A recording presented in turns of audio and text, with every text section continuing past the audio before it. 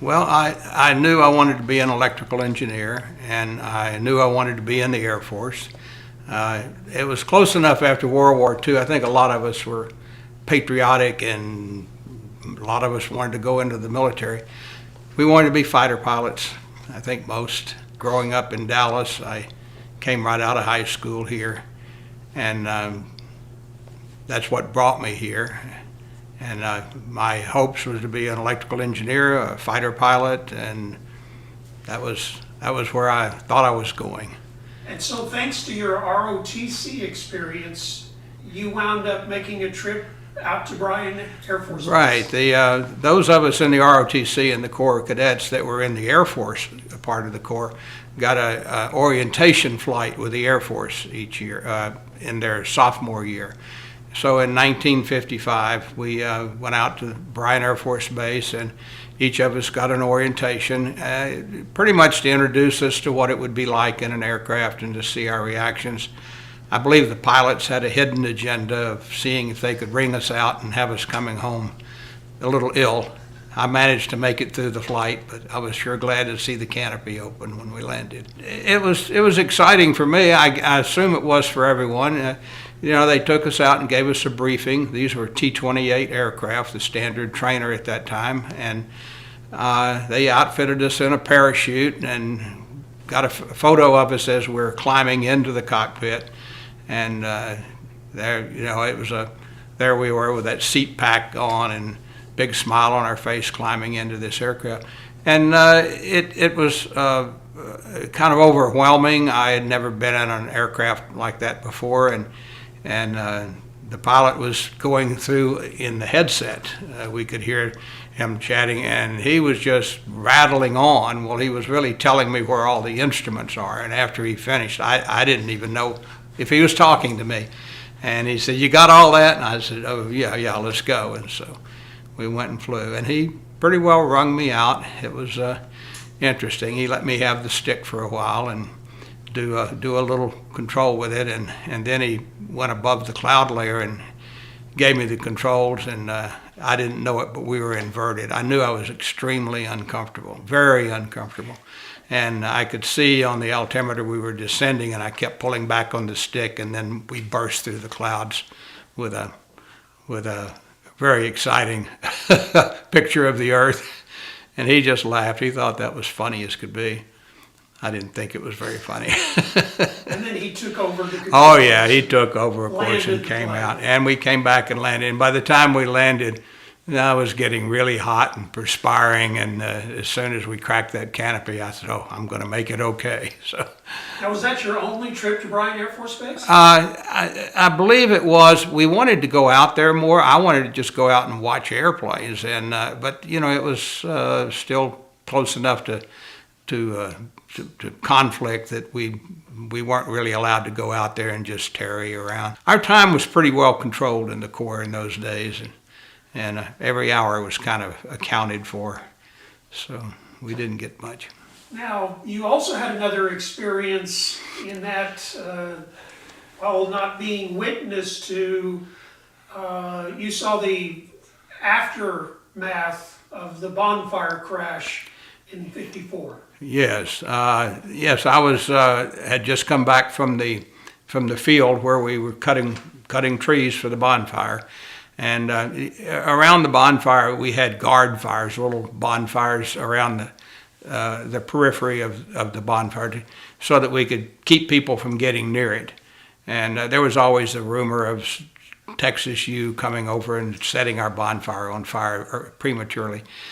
But we heard a big boom, and we had seen these young men at the dining hall that evening. They had flown in and gone to the chow hall to have dinner with folks, and they had left. And then we heard this big boom. I ran out and kind of towards where the noise was, and of course it was like people coming from every direction towards the Simpson drill field right there in front of the MSC.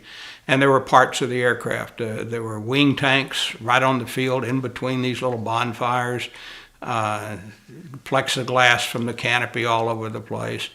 And I kind of followed the debris field across the railroad tracks. The rudder of the aircraft was actually on the tracks, and then the engine and the cockpit and the remains of the crew were out in a field out there. I think there was a rodeo area or something out there. There wasn't much west of the railroad tracks in those days, but it was a fatal for those two.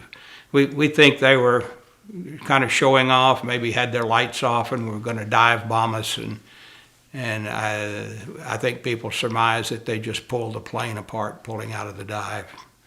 So that was a pretty sad time. And people ask me, well, did that affect you wanting to fly? It didn't have an effect on me at all from that. I knew there were risks in such a behavior.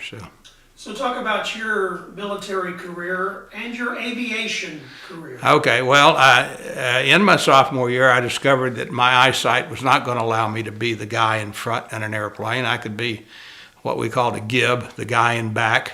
And I decided that wasn't for me. I'd been in the back in one flight, and I didn't like that. So I dropped out of the Corps my junior year, and kind of got disenchanted with what was going on. I wasn't too happy with my studies, and now my life had kind of changed. So I left A&M and enlisted in the Air Force.